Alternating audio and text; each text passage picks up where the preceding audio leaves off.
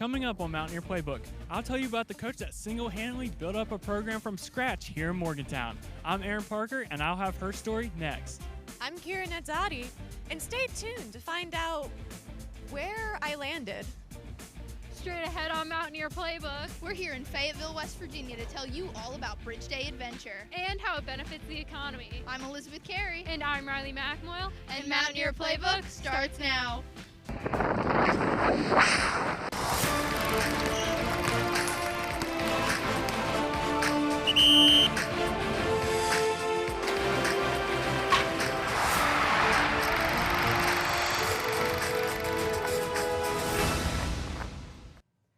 Bridge Day is back, and it's even more exhilarating and heart-racing than years before.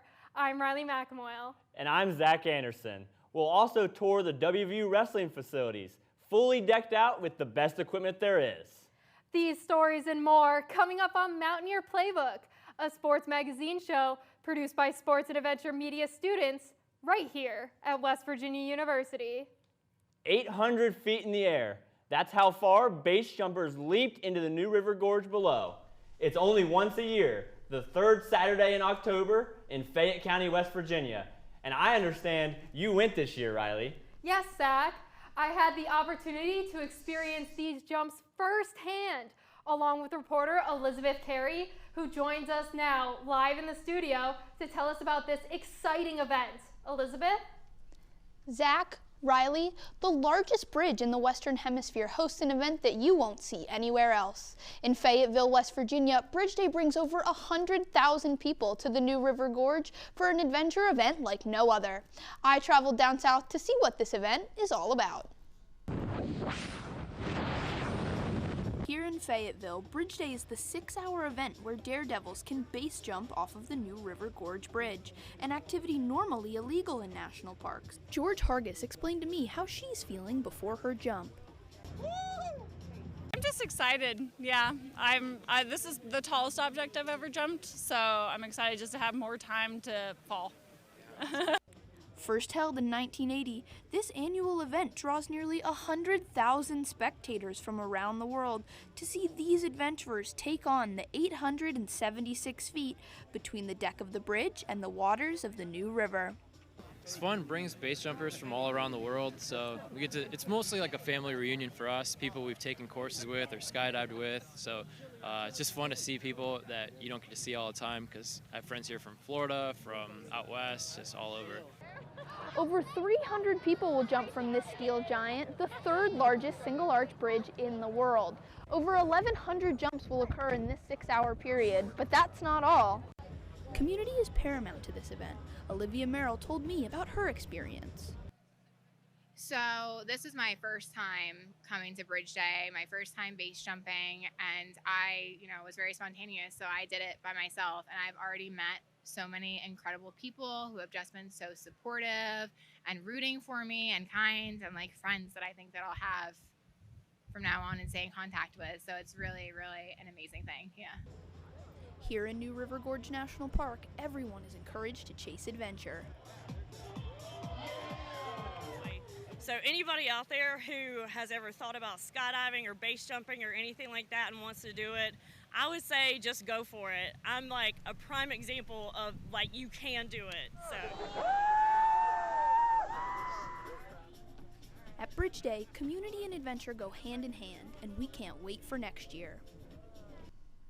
Bridge Day is West Virginia's largest single-day festival and one of the largest extreme sports events in the world. This year, Bridge Day brought in around 300 base jumpers from 39 states and 4 countries. Thanks, Elizabeth. In continuing our team coverage on Bridge Day, the event is not just about base jumping and rappelling. It also provides a massive financial boost to businesses in southern West Virginia. I traveled down to Fayetteville for the story.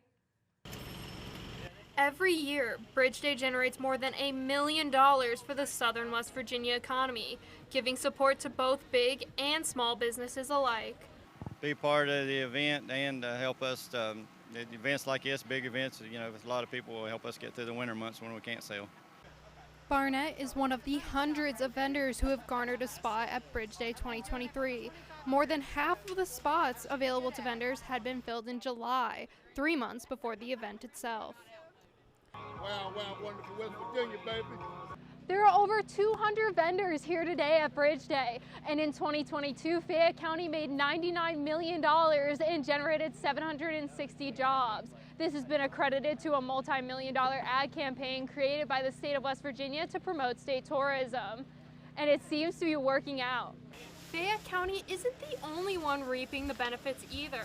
In the last year, West Virginia is seeing an all-time high in tourism economics, with $4.9 billion in traveler spending, $1.3 billion in earnings, and 44,000 jobs in tourism-related fields. Woo! You made it to Fayette Station! Well, I mean, there's hundreds and hundreds of vendors here, so you're bringing in money for hotels, local eateries, places like that, so it's great. It's a bust for the community.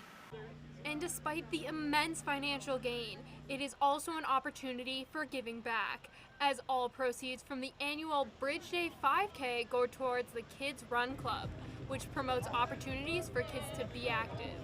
It's just such a great event. It's statewide. Everybody from the country comes in, and I just want to be a part of it because it's a great state and it's beautiful out here, and I just want people to be able to see what our state's all about. One thing is for sure, Bridge Day is more than just an adventure. For those living in southern West Virginia, Bridge Day generates the largest economic turnout in the state, similar to what businesses see on days like Black Friday and during the holiday season. Big money sports like football and men's basketball have a large budget, and now WVU Wrestling benefits from their own state-of-the-art performance center, completed in 2022. I have the story on this facility that's used by hundreds of athletes every day. Just 1 year ago, WVU Athletics completed the dazzling Athletics Performance Center, and West Virginia Wrestling has been one of over a dozen varsity sports at the university to benefit. To head wrestling coach Tim Flynn, these new facilities have been crucial for his team's development, and it makes lifting exciting.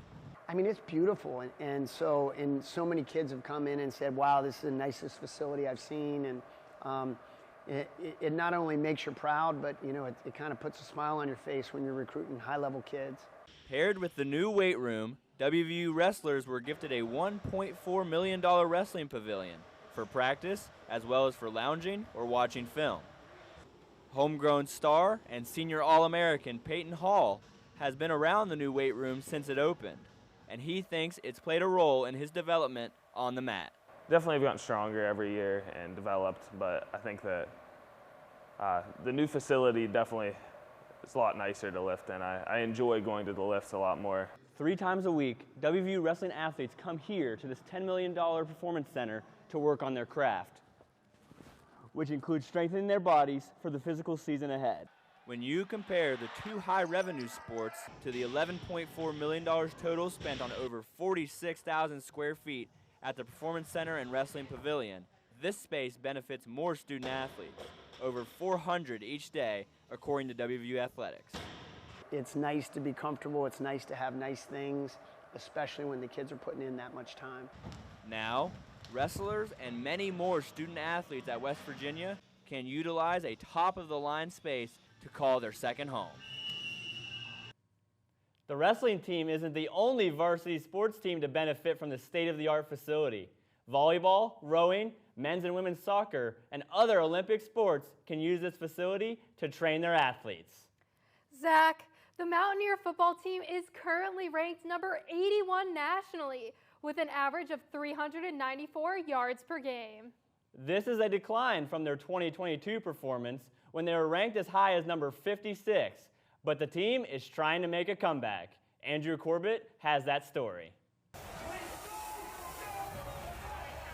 When the preseason football media poll came out back in July, the Mountaineers were picked dead last in the Big 12 Conference, and Coach Neil Brown was not happy. Upset about the media poll.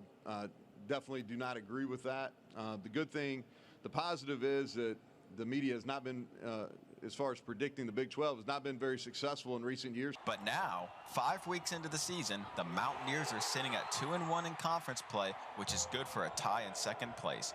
WVU owns wins against Texas Tech and TCU, two teams the media picked ahead of the Mountaineers.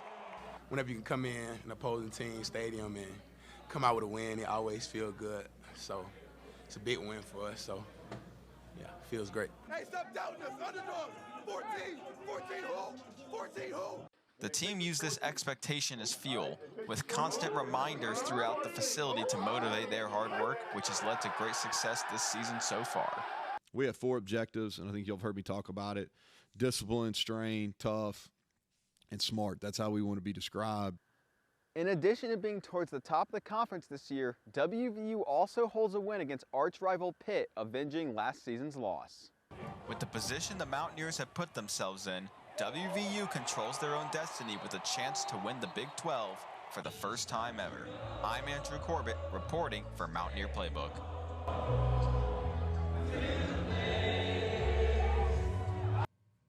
Riley, you know who is on a winning streak? Coach Nikki Izzo Brown. Izzo Brown has never had a losing season as a head coach and has led WVU to 23 consecutive 10-plus winning seasons. That's right, Zach.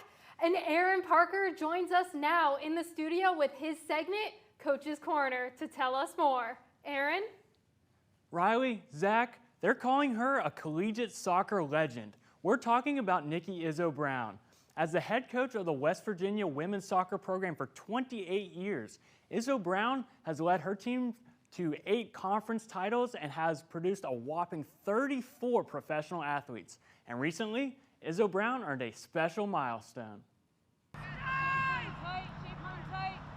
In 1996, the West Virginia women's soccer team began their first season in program history, and leading the charge since day one has been head coach Nikki Izzo Brown.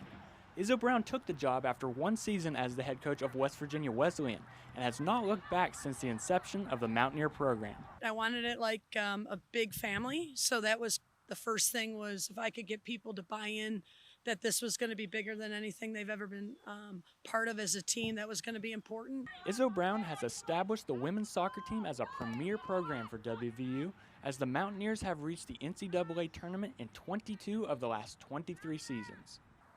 Izzo Brown has also led WVU to dominance in conference play, as the Mountaineers have won 5 regular season and 8 tournament championships between the Big East and Big 12 conferences. In perhaps the greatest season in program history, Izzo Brown led the Mountaineers to an appearance in the national championship game in the winter of 2016. And the West Virginia Mountaineers are going to the national championship. Sammy Brown, Izzo Brown's oldest daughter and current starting midfielder for the Auburn Tigers, spoke on how special her mom's run at WVU has been. It's really cool to look back and realize what she really did there. And it just shows that, you know, if you believe in something, then you can do it. Coming into the 2023 season, Izzo Brown needed just 4 more wins to reach 400 for her career, and her Mountaineers got that done on October 5th at home against Oklahoma. What was so special was I got to share it with this team, but also reflect with all the players and staff that helped me get to the number. As the regular season quickly winds down, Izzo Brown and company will gear up for yet another Big 12 tournament run. Izzo Brown will look to expand on her 5 Big 12 tournament championships, which leads all active coaches in the conference and is tied for first in Big 12 women's soccer history. Riley, Zach, back to you. Coach Nikki Izzo Brown sure has taken the women's soccer program to new heights, Zach. Yes, she has, Riley. Speaking of heights, 18 balloons soared over Morgantown recently for the annual Hot Air Balloon Festival. Kira Nadzadi joins us now from Studio B at the Media Innovation Center to explain in her segment, Finding Adventure. Kira? Thanks, Zach. Riley, every year balloon pilots travel from all over the country to Morgantown to fly among the hills. And even though these balloons seem weightless as they soar in the sky, they're actually very heavy. Hot air balloons can weigh as much as 700 pounds. I went to this event to get a closer look. Hosted by University Toyota, Balloons Over Morgantown is an annual event where balloons come together to showcase their navigational skills and promote their affiliated companies. We had really good weather that day, I noticed, and it just kind of added more to the sky. Everyone was up early in the morning, so I bet they weren't happy with that. But just seeing that cute little balloon up in the sky, it was just so cute. The event was originally known as the Mountaineer Balloon Festival, but was later on adapted due to the change in launch site locations.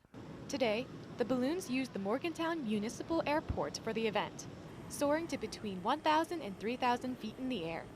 The pilots use the runway to help with their launch site, but once they leave, designated drivers follow them en route on the ground to help them later on with landing. Since hot air balloons go wherever the wind takes them, balloons are unable to return to the same location they launched from. Instead, the pilots attempt to find open land, football fields, or empty parking lots to land in. Michael Miller, pilot of the Just a Dream, has been attending the event for the past 4 years. Every flight is totally different, and I love seeing all the, like today we flew over a school and a bunch of kids were out yelling and hollering and screaming and waving, so we came down lower to say hi to them, and I just love seeing all the smiling faces when the balloons are in the air. There are around 3,000 balloons registered in the United States that actively fly. Balloons and pilots can be registered through the Federal Aviation Administration. Many people ask, how much do hot air balloons cost? Well, the price of one balloon may surprise you. Balloon prices are similar to cars. A hot air balloon costs between $18,000 and $50,000. Riley, Zach, back to you at the Waterfront Studio. I'm not sure what's more heart racing, Riley. Bridge jumping or being that high up in a hot air balloon? Well, coming up after the break, Patrick McCabe will have our Playbook Player of the Week. And have you ever been axe throwing? It's considered one of the world's oldest sports. Stay tuned, that story straight ahead. After the break on Mountaineer Playbook, I'm Matt Palmentary, and I will show you how to hit the bullseye. Mountaineers know. Let's go! Really means let's try. Let's create.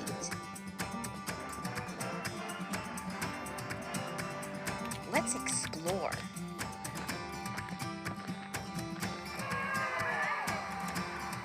And let's do it all together. Okay.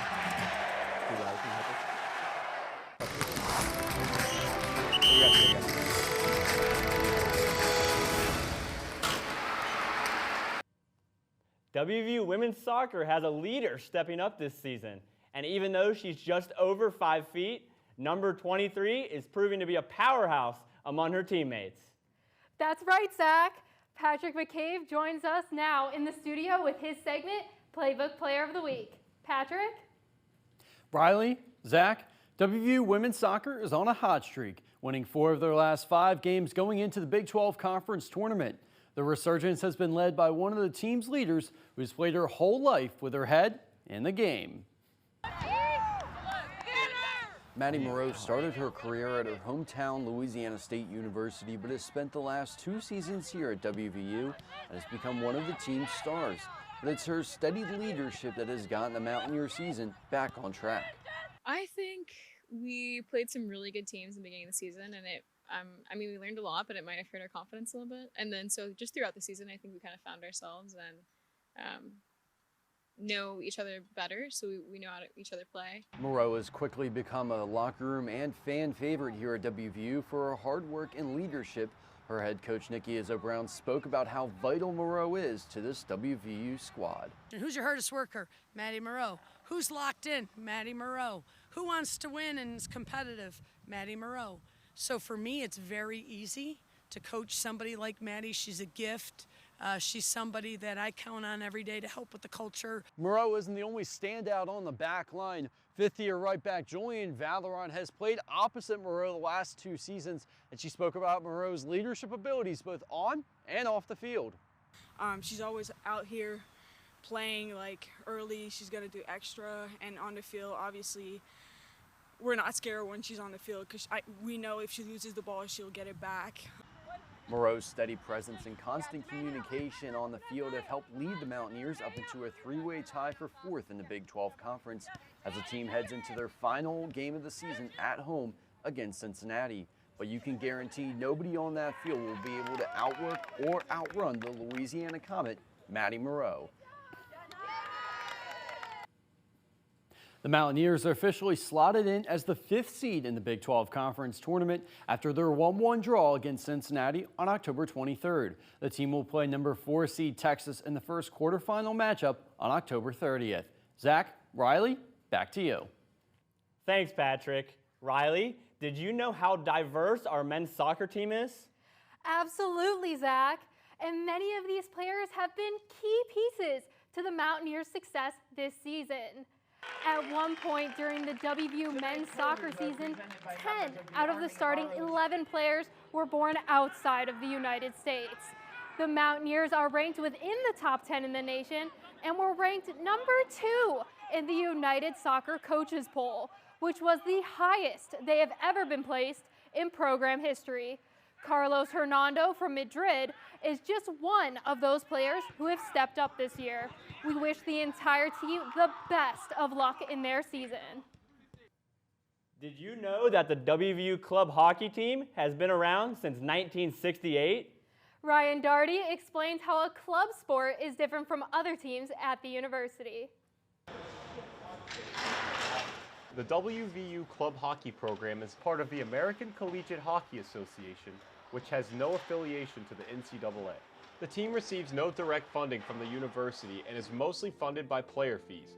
However, even though players have to pay to play, General Manager Todd Gukin says there's still a high demand to join the program.